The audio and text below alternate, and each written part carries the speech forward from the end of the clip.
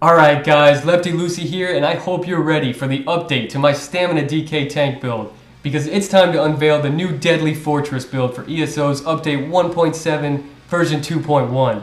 And I know you guys are going to love this build because it is just dominating in the Imperial City.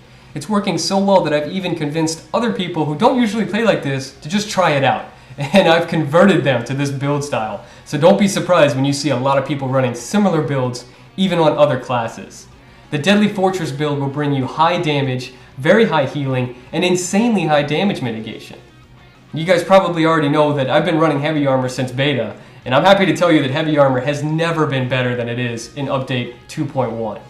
In this update, it is time for you to throw down your rags and get rid of your leather and pick up some real armor, because stamina heavy armor builds are going to be extremely tanky, and if you build them correctly, you can still pump out some really good damage. So Update 2.1 brings some major changes and major bug fixes to ESO, and all of my previous PTS testing has proven that these changes make heavy armor significantly more viable and useful in both PvP and PvE. The changes to combat mechanics forced us to try and build for survival without relying entirely on blocks and dodge rolls, and the fixes to the major bugs that were previously making damage outrageously high play right into that build style. So the build philosophy is to use heavy armor and damage mitigation buffs to survive without relying on blocks and dodge rolls. And then you invest highly in stamina to increase your damage output as well as your heals. Here's how it's done, guys.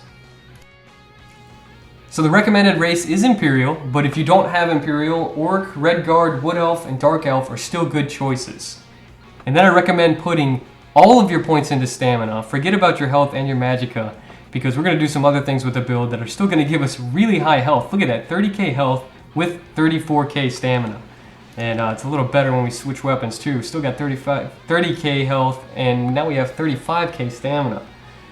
So our recoveries are pretty low, but that's alright, don't worry about that. You look at the resistances though, the base resistances and the weapon damage. So we want to put, when we use our damage mitigation buffs and our damage buffs, you can see that, where are we at? So you can see the weapon damage is still pretty nice, but those resistances are slick, man. So you want to pick up the tower too to increase your stamina. Again, investing in the stamina to increase your weapon damage and also increase your heals, since our heals are going to be based on stamina. Alright, so now to the gear. Like I said, we're going to primarily be using heavy armor for this build. So I'm actually going to be running 5 heavy, 2 medium. Right now I do have 6 heavy, 1 medium on right now. But you can run, I honestly think you can run this build successfully with 7 out of 7 heavy, or 6 heavy, 1 medium, or 5 heavy, 2 medium. I'm going to stick with the 5 heavy, 2 medium, even though I've got 1 medium on right now. And I'm going to be showing you guys 2 different 5-piece sets that I recommend using. I recommend using the heavy armor Imperium set if you are playing with a group.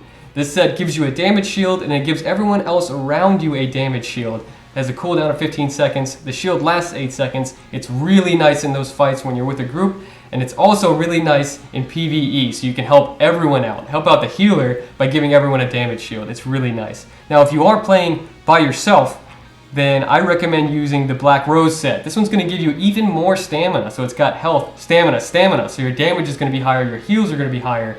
And it also increases the Constitution passive, which it might not seem like a lot, but it actually is extremely helpful. And then also at the very bottom of this Black Rose set, look at that, it increases your weapon damage too. So that's dirty. I like this Black Rose set, but I do prefer the Imperium set for group play. So you want to run 5-piece Imperium heavy armor on your chest, belt, boots, legs, gloves, or like I said, if you're playing by yourself, pick up that Black Rose set. And now I will still stick with the Malabeth set. I cannot get over how amazing this set is. I think it is still the most underrated 2-piece set in the game. Pick this set up. It is incredible. You're going to be able to get healing. You're also going to be able to increase your healing while this is active. And it's also going to damage your target. So this is a great set. Highly recommended. Now for your jewelry, I recommend using the Hawk's Eye rings. So 2-piece Hawkeye. That'll give you some stamina. And then use the Agility necklace and shield, and then the Master Sword. and then the agility greatsword. Now you can also change that up a little bit, because the agility set 2-piece is going to give you some max stamina. But if you feel like you need a little bit more stamina recovery, you can replace your necklace and your shield with the potentate set. And then you can also use the Master's Greatsword when you replace your necklace and shield with potentates. So there's two options there. Both of them work extremely well. But you got to have that Master Sword, man. That sword is incredible. It's going to give you some increase to your healing, which is already going to be insane. It's just too good. You got to do it. For your enchantments, as always on jewelry, you want to reduce the cost of your stamina abilities. And then for your armor, I highly recommend getting these new prismatic enchantments. They'll give you both, all three, magicka, health, and stamina. And that's what's going to help you get really high health, also have a nice magicka pool for your CCs, and you're still going to have some stamina with it too, so it's going to help out your damage and your heals. Just fantastic. I recommend putting these new prismatic enchantments on all of your gear when you can. Alright, so now for your abilities. Of course, Stamina Dragonknight. You gotta get your stamina dots. These are too good. Bread and butter of the Stamina Dragonknight build right here. Burning Breath, Unstable Flame. And then, for your burst DPS, you want to throw on Puncture or Ransack. Fantastic ability, going to do some high damage, and also going to heal you with that Master Sword. Cannot live without this one for DPS and survivability. Then, the nice thing about Update 1.7 is you can now afford Vigor, most likely, because it is now way up here instead of way down there. So put Vigor on your bar here. This will also heal you, or this will be your one of your heals for this build. And then for your last slot on this bar, I like to put the damage mitigation buff on that bar. And there's two of them I like to go with. There's Volatile Armor. I like to use these if I'm in fights against a lot of melee players. And then I've actually really been liking the way Immovable has been working. So I throw Immovable on this bar. Sometimes I switch it out, so I recommend just trying both of them out, and maybe sometimes you will switch them out yourselves, but I recommend either one of these abilities. I struggle between both of those, so both of them are great. And then you know what goes on this bar.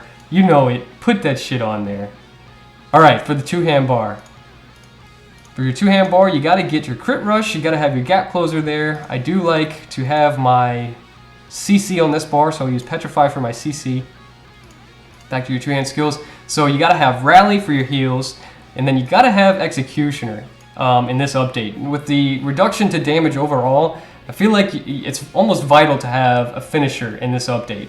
When you get your opponent low, you need to take him out quickly before he can heal back up. So throw Executioner on your bar. And now with your third ability right here, you can, this build is gonna be insane if you use Uppercut.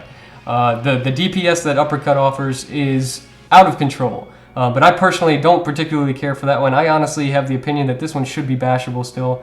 I think that one's a little bit way too overpowered, honestly, so I'm going to go over to my trusty Evil Hunter and throw him on there. Have another buff for this build. It's going to work out great, and then got to throw Dawnbreaker on there. Dawnbreaker is too good to pass up. So there's your bars, guys.